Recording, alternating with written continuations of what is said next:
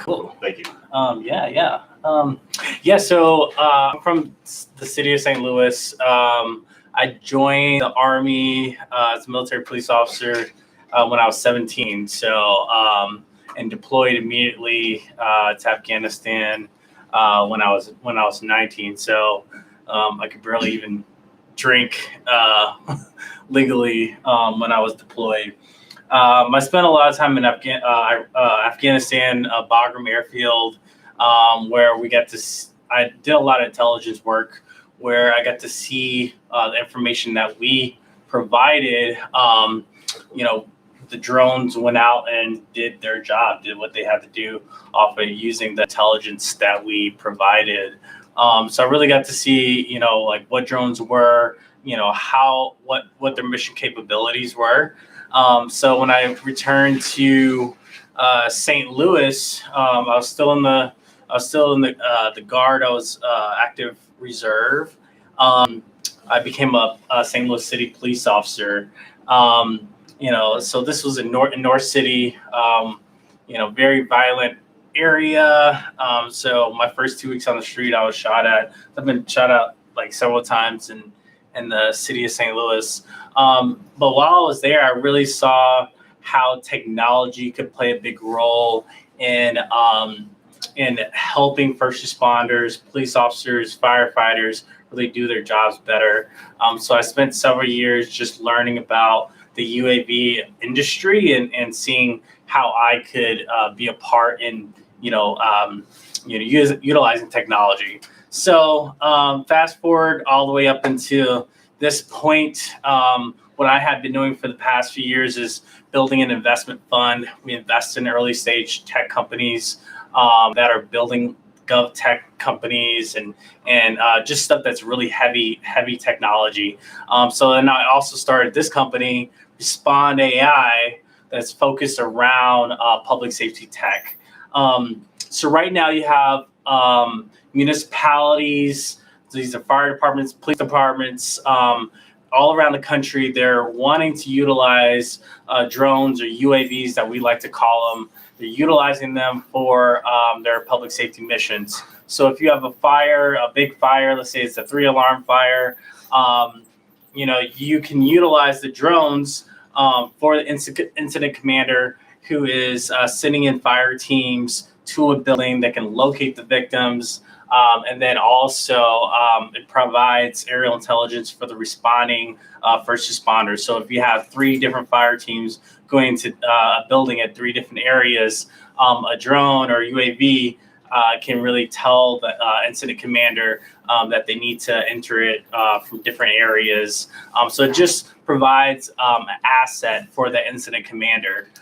So what we did was we created created Respond AI as just basically an on-demand resource for these incident commanders. So instead of them buying the drones, paying pilots, spending so much money on the overhead of UAVs, we decided to create this as a solution. So it's very, very new. It's only about 6 months old, but we've been able to get agreements with different municipalities around the St. Louis area, and then also neighborhood security initiatives. So these are special taxing districts in different areas, like the downtown area or Central Weston area, where it's taxpayer provided, where they pay an extra tax for the safety of their neighborhoods. So we provide an overhead drone presence for the neighborhood security people. These are off-duty police officers that are working that area. Can I? Oh, okay, cool. Dope. Cool. So this is just kind of like what we do. Like we're on-demand emergency response UAV company.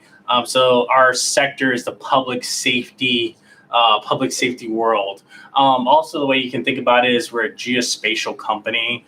That's very much in that realm. Everybody knows what a geospatial company is, right? You guys are all cyber security people, right? Okay, cool. Does anybody? Do you guys have certifications at all in cybersecurity or anything? I don't have any sort of. Okay, cool. Okay, cool. Many of us have Security Plus or CYSA. Okay, cool. Awesome. We actually have a team that we're working on, or that we're putting together to get certified in like penetration testing. Got it. Pen test. Yep.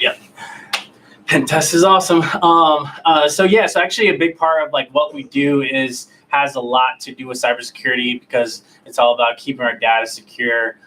We have some really, really great cybersecurity people working with us. We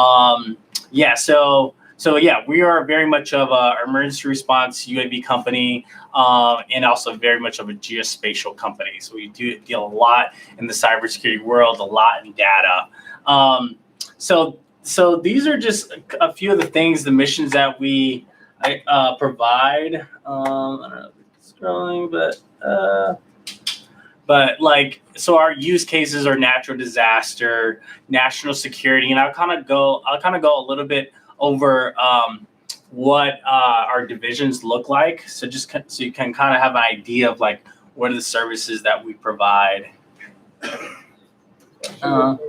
Yes, yeah, please. When it comes to security, I mean, how do you run up against the privacy laws and things like you see facial recognition being a big thing? Yeah. I think you could marry this with like the drone stuff, and then you'd have something that'd be kind of scary. Yeah. So we have very kind of strict policies on that. So with the neighborhood security, it's off-duty police officers, and we are basically providing an aerial asset. So we're not searching for anybody. We're not pairing with facial recognition at all. And we're not even recording it unless something happens during that time. It's not even recording. It's live streaming. It's basically just a tool for them to use, when they're patrolling. Yeah. So we have pretty much very strict privacy laws. Also, we're not flying it over homes at all. It's basically middle of the street. Yeah.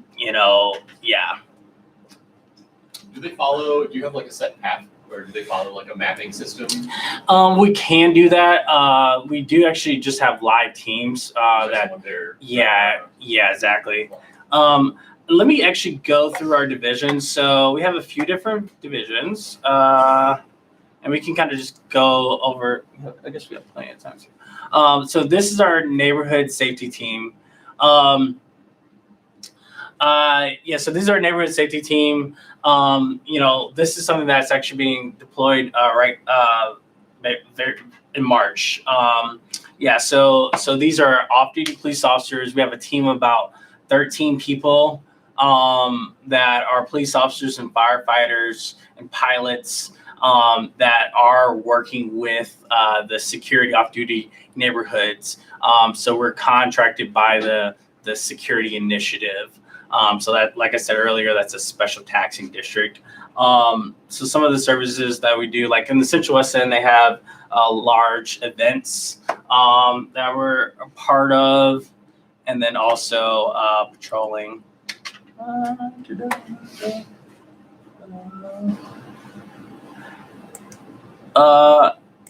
then we can also dive into this a little bit. So right now, you have different police departments or fire departments. They have their own drone teams, or they're trying to create them. A lot of them, their teams may be staffed, a couple of times a week or whatever. We're 24/7, so we always have a team on standby, always available to respond. So that's one of the great value props about us. We call it the SWAT team of drone response, because we're this is what we train for all the time. To respond. So any questions about this at all? Questions? Also, yes, sorry. Of course. So, as far as incident response, Yeah. I know you guys said you've been around a little over 6 months now, right? Yeah. Okay, so touch wood, you haven't had too much of a natural disaster coverage. Yeah. Would you be on the forefront of that type of response? Would you be there for the federal government's first call? Yeah, so we're actually working right now to get a FEMA contract. This is something that we're also working with the NGA with as well, the National Geospatial Agency. So with that, that's our goal. You know, if we can get a FEMA contract, that's like, you know, kind of the bread and butter of what we'd be doing. We actually right now are preparing a team to go to Puerto Rico to go down there and respond. So I think we'll probably be doing that next couple months. And so that's really like what it's about. So right now, if you think about nationwide, you know, there is natural disasters that are happening at any given time throughout the year. So we actually are going to be working on wildfires in California. And yeah, so that's what's really cool. So what's great about us is that all our drones, we have a fleet of drones specifically made for every mission. So when you think about a California wildfire, these type of drones that we utilize, so the Matrice 200, which is a bigger drone. I don't have a picture of it here. But it's very much a bigger drone, kind of like that one that you see at that end. But it's made specifically for wildfire fighting. So instead of just like one police department or fire department that may have like one or two drones, they can call us because we have a whole fleet of drones that are mission capable. And then also the expertise when you have experienced pilots, you know, experienced teams that can respond and rapidly deploy to the mission. You So remember, what do you do with the data? So you got all this data coming in from the Yeah. drones, right? So then do you do anything with that data? Do you work with other groups to kind of use that data, massage that data, figure out things? You know, like maybe you want to figure out maybe to start ignite point for a California fire, right? Yeah. You got all this information coming in. What do you do with it? Yeah, of course. So we actually are designing a mission control center, similar to what you would call like a SCIF or even some like your fusion center, right? So data comes in. So what's different about us is that we don't own the data when it comes to emergency response. We make sure, like I said earlier, it live streams. But once we give that data to them, it basically comes into a secure computer, and then we give it to them like a hard disk. And then once they have it, you know, that's there. So with the emergency response, you have a lot of things like if it's a hostage situation, a lot of that data is evidence. So we don't want to be liable for any of that. So we basically give that to them secure. You know, so we're not touching it. A lot of what we do, you know, when it comes to the data, it's not going to stay on our servers. As far as like sourcing the drones, do you guys like create your own, or do you like buy them from another company and customize them for the situation? So you can see us like an airline. We're very much like an airline. That's actually where we're going for is FAA designated airline. So when you think about Boeing or I'm sorry, Southwest or Delta, we provide the service, and so we purchase the drones. So right now I think we have like 5 drones. Yeah, and then eventually we want to probably kind of own it. Own some of our drones, as in we'll probably like invest in the company that builds them, but we're not going to manufacture them for right now. And also as far as the technology when it comes to you know, our operations, when it comes to live stream our operations, right now in the drone industry, the technology is not very good at all. So we do have a really good software team that is looking at actually kind of creating our own in-house software solution, which what we're doing is we're trying to basically kind of build a moat around our service. So where we own our technology, and then probably kind of like our own fleet. But that's only if we can buy it. Was anybody challenged or have you had to testify in court based on that footage? Not yet. So, and what's kind of great is that, everybody on the team, they're all, we've all like been doing law enforcement and first responders, so we've all like had that experience of testifying in court.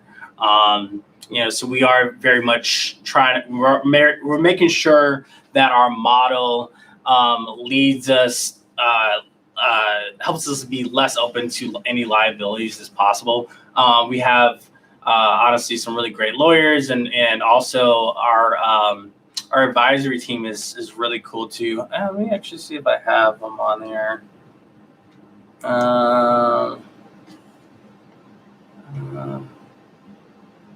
These are just a couple of people. George Sonos, he's actually a cybersecurity expert. He's in the Air Force. He's a colonel in the Air Force. It's at Scott Air Force Base. Does anybody know him? Oh, George? Oh. If you're in cybersecurity, he's definitely somebody that you should know to reach out to him on LinkedIn. But these are, he's Andy Deering. He's sold his geospatial company here in St. Louis. So he does geofutures, which is really awesome. And Michael Hill, he's also one of the leading experts in the UAV industry. I want to also talk a little bit about what we kind of do in the community. So a big part of Respond A.I, since it is made up of first responders, we want to make sure that we're very much in the community, and really kind of showing how police officers and how first responders can really make a difference, and also just be a part of showing people like what drones and what technology can do for public safety. So we have this thing called the Porch Light Project. This is something actually I designed while I was in the police department, where we distribute energy efficient light bulbs in different neighborhoods that are dark.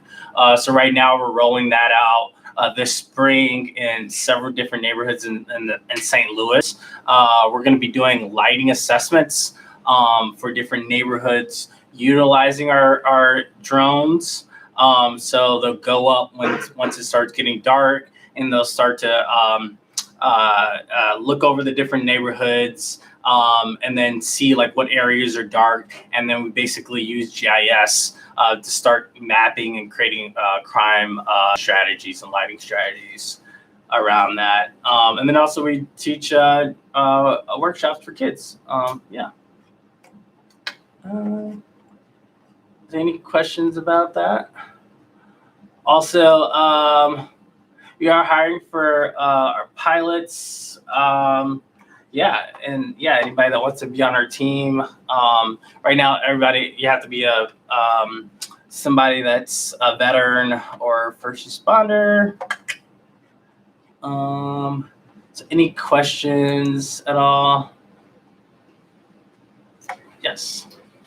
Is that where I guess you full-time go to, or you have a job? I'm sorry. Like you said, you were like an officer. Yeah, I was an officer. Are you still doing that, or this is where? So I do this full time. I am actually soon going to be doing a little bit of I guess you'd say kind of part-time work at a police department, just because I have to keep my police credentials up. They expire after a certain amount of time, but I have to do that. Yeah. When you started the company, like because you were the officer, and then you saw like this need of there's not enough like I guess resources in drones. Is that why you started? Yeah. So, but I also had to wait till the technology and also regulations get around it. When it comes to regulations, that's a pretty big deal because you have to deal with the FAA. The U.S. airspace is very, very well protected, and so I had to wait till the FAA made it a priority to allow drones to operate in the U.S. airspace. So So it's just now being that time for this. Oh yeah. Sorry. besides the working in the federal contract, are there any other companies you're like trying to get a partnership or with to work with, say, in this area? Let's see. So our customers really are, we're a gov tech company. So our customers are just, are like districts, kind of like the Cortex district. So we're looking at a contract with them. The Lumiere casinos, a couple of casinos reached out to us. So I really just say anything that has like a district area, that would be a good partnership. We have a question from our online audience. Yeah. Is there a team dedicated for cybersecurity? If so, what do they usually do? Yeah, that's a great question. So right now it kind of maps into like our software team, but the cybersecurity, the cybersecurity team, it really kind of looks at the strategy of, because we have to deal with like a lot of data, like we were talking about earlier. So we had to kind of create the protocols of creating this mission control center. What types of, do we want it on the server? Do we not want it on the server? How are we getting that data encrypted? How are we making sure that data gets to the police department? So right now we're looking at with the City of St. Louis. So City of St. Louis has a real-time crime center. They want our drone footage to be also sent to them, right? So during a live operation, they want it to be streamed directly to their real-time crime center. So we're looking at, so from the drone to our mission control center, does it then stream directly to the real-time crime center? And is that just live streaming, or can we encrypt that and make sure that they just get sent that footage? Or do we need to live stream it and then send them an additional hard copy or something? So that's the type of stuff that we're looking at. What's going to create the less amount of liability for us, also making sure that can't be hacked too, because during a live operation, this is like really if it's like a helicopter asset, let's say if they chased the vehicle, or we had the drone up, and there was officer involved shooting, and somebody was able to like hack that, hack the feed, and then put it up on the internet real fast or whatever, right? Yeah. I have a question about, so I saw a picture of a DJI drone that we actually have right here on the wall, flying past. Previous, Are those the drones that you use, or are you using ones like in this picture that are? This is last that long, like they fly times like 30 minutes. We use this one right here. Gotcha. Yep. What's your fly time on that? It's really only like 45. Really? With that we send it back, at 35. Yeah. We are getting fixed wing drones, so which has a longer flight time. But right now the thing that's also what's holding back the industry is just flight time and what comes to batteries. Since we have physical teams, it doesn't matter that much, because we can just send it back and replace batteries really fast. That's definitely something that's holding the industry back. So are you usually like driving around in a van with like 30 batteries or something? Kind of like that. Yeah. We have vehicles. But we are trying to work on that. Our long-term goal, that's why I said we wanted to become. Our goal is to become a FAA designated airline. So we're going to be applying for the Beyond the Line of Sight waiver, which basically means that we can fly the drones. Let's say, if we were in our mission control center, or if you guys, in the fusion center, we can operate a drone from there, and the drone is like 30 miles away. So that means that we can scale a lot faster and provide long range missions, which that's our goal. So like if something is happening, in like the Lake of the Ozarks or whatever, we can send a drone out there, and not have to worry too much about our physical teams getting there right away. We have 2 more questions from our online audience. Okay, yeah, sure. First, have you worked with LE law enforcement in missing persons or in cases Where air support is not readily available. Oh, yeah, that's a great question. We have not, but we're actually are preparing. We have a special teams that we are preparing our teams for. So we're getting connected with the Amber Alert. So doing that, and then also we're creating a sex exploitation team. So these are specially trained teams that go out with the UAVs. And track down trafficked victims. So we're doing that actually also in collaboration with SLU as well. Yeah. Right, because they have the geospatial program. Right? Yeah. They have a geospatial institute, and have a really cool, good sex trafficking team. So we're gonna be creating that hopefully within the next few months. So so I'm really passionate about that special teams. Also with the special teams, they're going to be doing some national stuff. And I'm sorry, I didn't dive a little bit into the defense side, but the defense side has a lot to do with embassy defense, because the DoD. Right now, you have like the big drones, but they're not as mobile and agile. So they're looking at our solution as a more agile solution to protect embassies all around the world. So our thing is more worldwide mobility. So that's what we're working with the Air Force on. Cool. Yeah. How do you manage the capacity of your drones? So like, say a large event happens, Mm-hmm. how do you scale up your count of drones, or how many drones do you currently have ready to deploy? Yeah, so right now we have 6 drones. What's kind of holding us back is that it's the amount of teams that it takes to fly even 3 drones. So with right now with 1 drone, you can't technically right now fly one pilot and 2 drones. The FAA doesn't allow you to do that. So that's why it's so important. The FAA regulations are going to get better, but that's kind of what's holding back from scaling up. So over time it will be where 1 pilot can be in charge of a couple of different drones.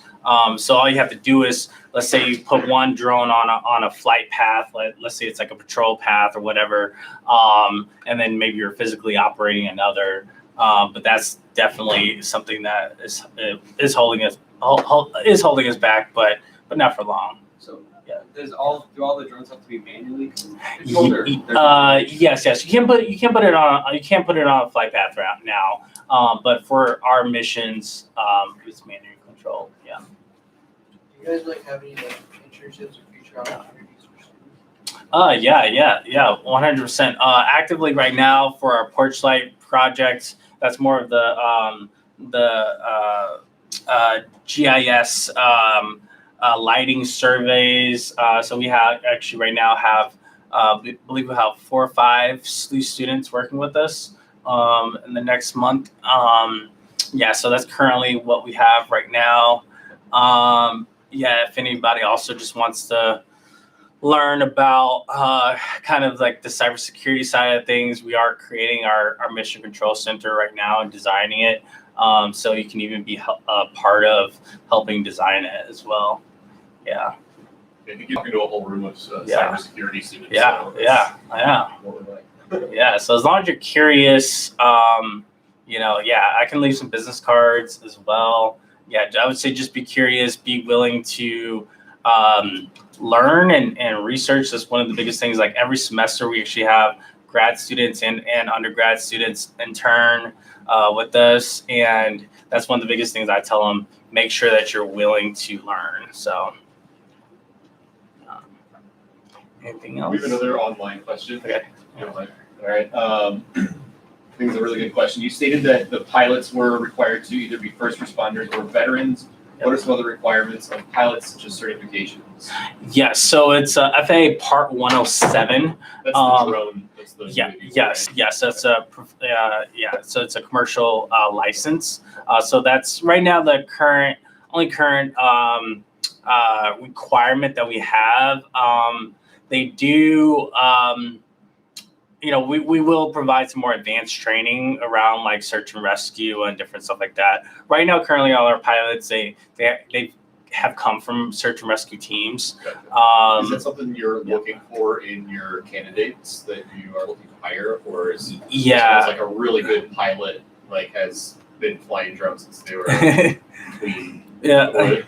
Honestly, I wouldn't mind newer ones just because too. The problem with kind of pilots that have been doing it for a while, the thing is like this field is changing very rapidly. So I would like kind of newer, fresh-minded people that have got their Part 107. We do have some of our first responders right now that are taking their pilot license. So as long as you kind of come into the table, with something saying like, I am about to take my Part 107, or I'm actively looking this, or I really want to do this. Basically, you really have to have a strong passion for this type of work. And also, it is all contract. These are all contractors. Yeah. Are you restricting your model strictly to like aerial drones, or do you have to be interested in manned drones that may support buildings or off-road? Yeah. So that is a great question. Right now it is aerial, but what I would say is that our long-term mission is to very much be kind of the technology, because a big part of it about this is AI, like, which I didn't really touch on that as much, but the machine learning. So think of this almost like the nucleus when it comes to emergency response. So we will have some like indoor drones. So that's something that we'll also be working on when we look at in special operations. So when I was in Afghanistan, I did a lot of special operations work. So we're looking at that type of where you have drones, indoor stuff that's actually being deployed right now with the special ops. So I don't know about land-based as far as like I've seen unmanned boats, which has been pretty interesting. And then of course, then you have like the land rovers. We haven't touched into that, but who knows? Maybe we will. Yeah. Yeah, in situations like riots or active shootings where helicopter might be required. How do you deal with that conflict when it comes down to it? Are you still trying to work with the policing or side of things to get those two working together? Yeah. So as a police officer, I was in Ferguson myself. I have very, very strong feelings about that. One thing about this is we will always utilize the UAVs, the drones for public safety. So if it's utilized during a riot or whatever, we want people to always know that it's for their benefit. It's not to like track somebody down and hurt them or anything like that.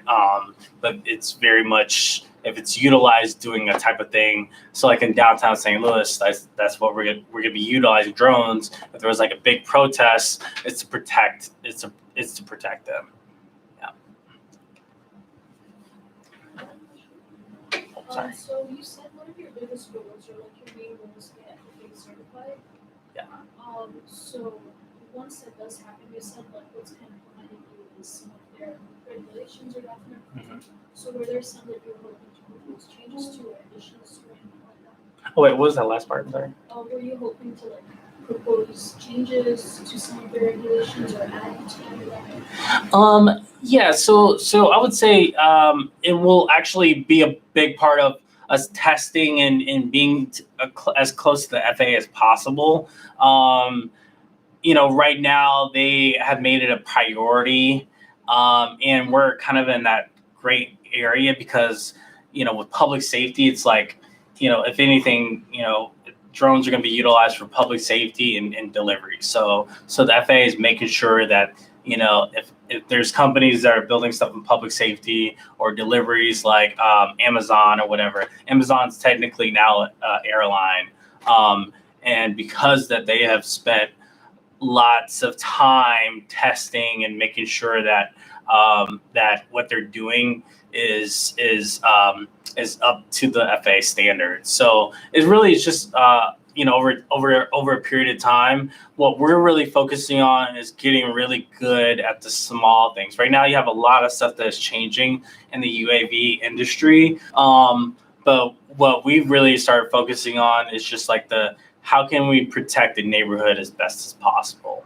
And if we get really, really good at that, once the FAA figures out all their stuff, then we can basically then scale up from there.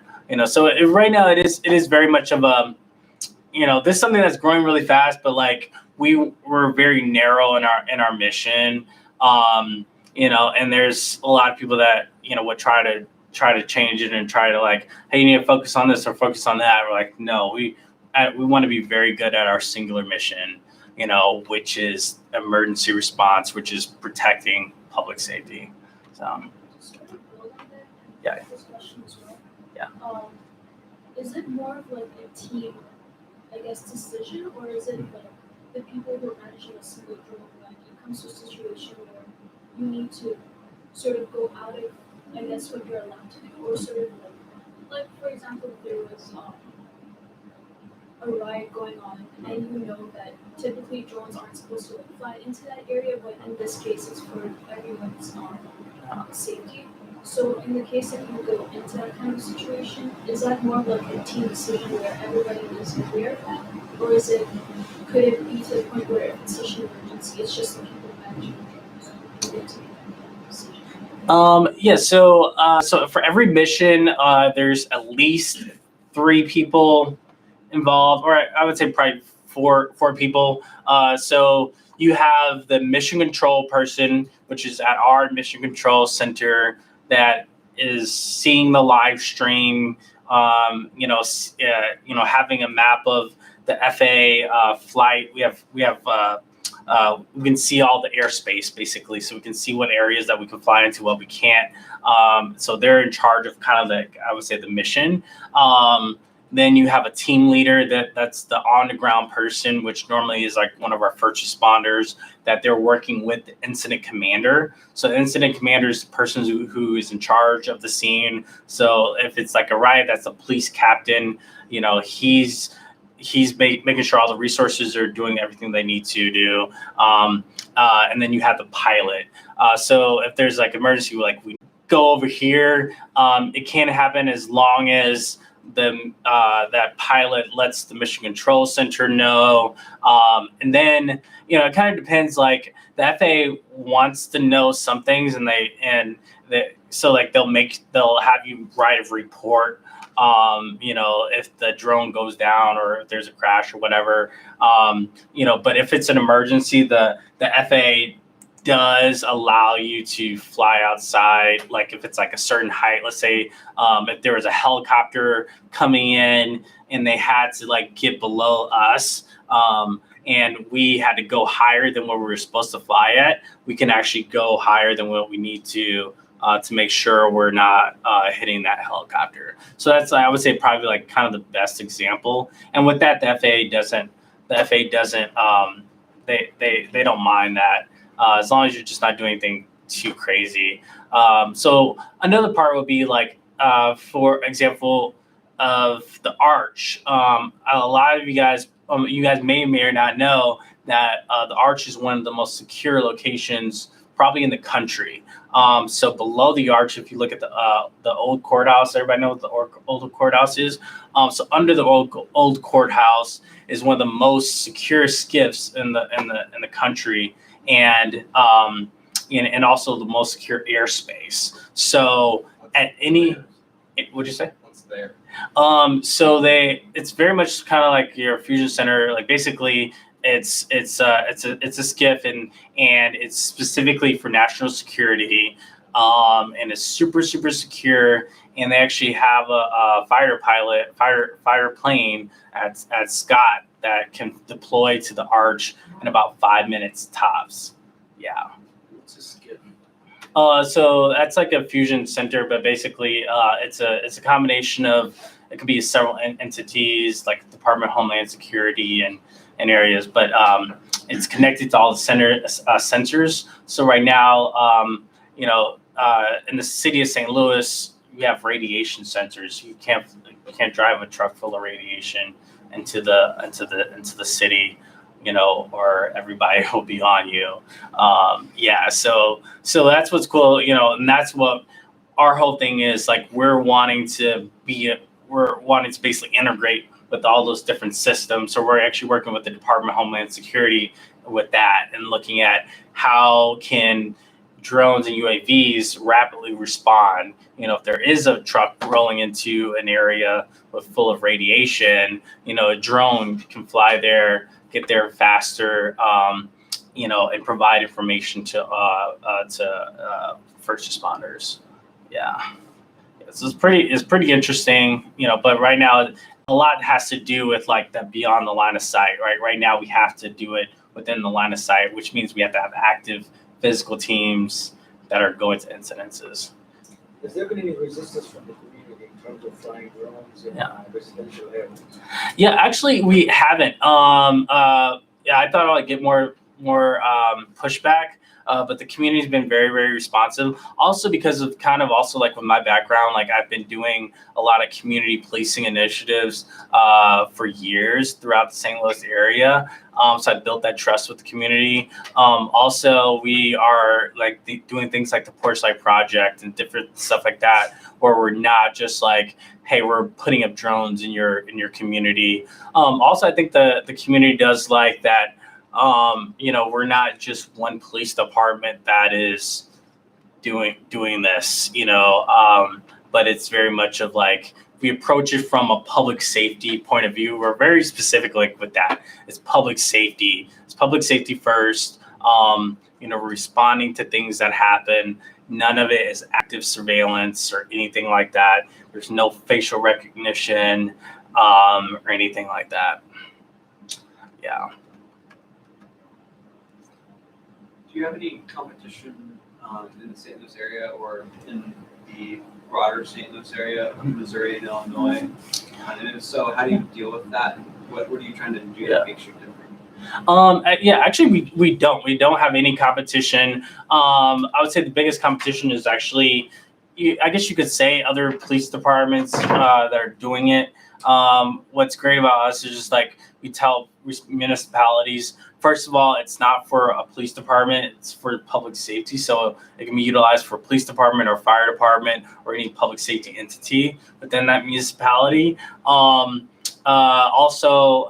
We are 24/7, so we can actually supplement what they're doing. So even if they have their own drone program, actually, Clayton Police Department, they spent $200,000 on their own full drone program. That's great. They bought all these drones, but their guys still have to go home at the end of the day, and there's stuff that can still happen. So we're saying we're not taking away from anything that you're doing. There is a couple companies in California that are starting to do this. Actually, I would say there's more of like a nonprofit and one company that is doing this nationally. So there's a nonprofit that basically just takes donations to do missions, like in different areas around the world. And then there's one company in LA, Huntington Beach, that is starting to do this. And we're actually probably going to partner up with them, just because like in this industry, it's such a massive opportunity, but there are no winners in this area. And there's such a long way for this to go, for this to be truly a big thing. Yeah. You said that they spent up $200,000. Yeah. How much does each of your drones cost? So like around 15 to 17,000. Yeah, they cost a lot of money. Is that mostly the camera, or is that? Camera and the drone of itself, the control system. It is a lot of money. Yeah. Yep. So on top of like the initial purchase cost, do you do any like specific modifications for like what your public safety like initiatives are? Yeah. So we are writing a little bit of code for machine learning when it comes to just gun detection in our software. So we can actually see like it doesn't spot a concealed gun, but it can see like if somebody's like making like different movements. So that's kind of like the machine learning part. So yeah. Have you ever thought about putting together a training program so that you actually make money training these people that are like departments that are trying to get trained pilots and certification, that kind of thing? Yeah, so we've thought about that. The thing is, that's a super crowded space, and because of like our narrow thing is our value prop is like you don't have to really worry about spending money on your own drone. We let us be the experts, and you focus on what you're best at. So we could have, but there's just so many companies. Well, it just seems the limiting factor here doesn't seem to be the drones. It just seems to be other than the FAA regulations, it seems to me that putting these teams together seems to be the really hard piece.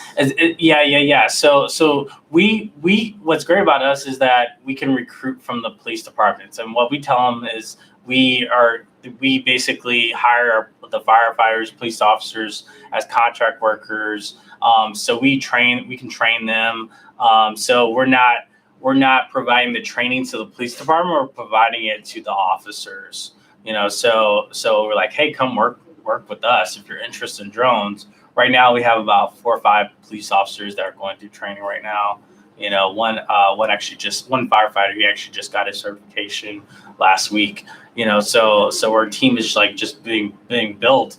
What's great is too, because all the police officers, they have buddies. We have like 2 Kirkwood police officers, that just like heard about it, and so now they're telling all their friends. And what's great is like police officers are working off-duty jobs all the time. We pay better than off-duty jobs, so it just like makes sense to them. Yeah.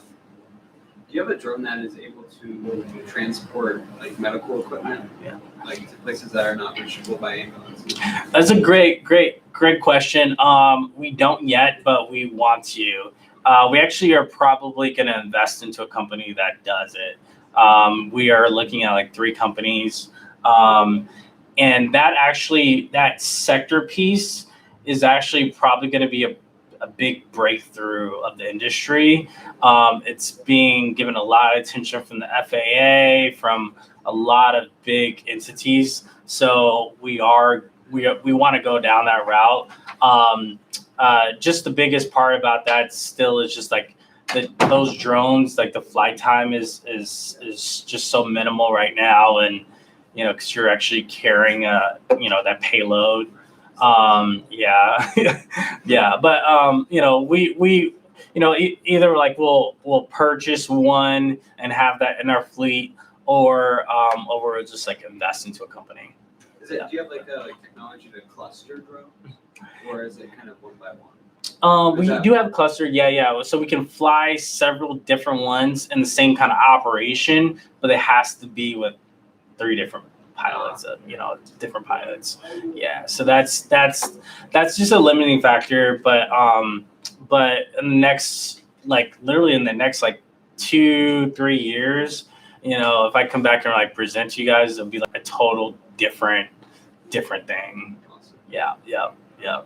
But yeah, thank you guys for having me. Appreciate it. Feel free to reach out. I think I do have a couple business cards. And I can give you Scott.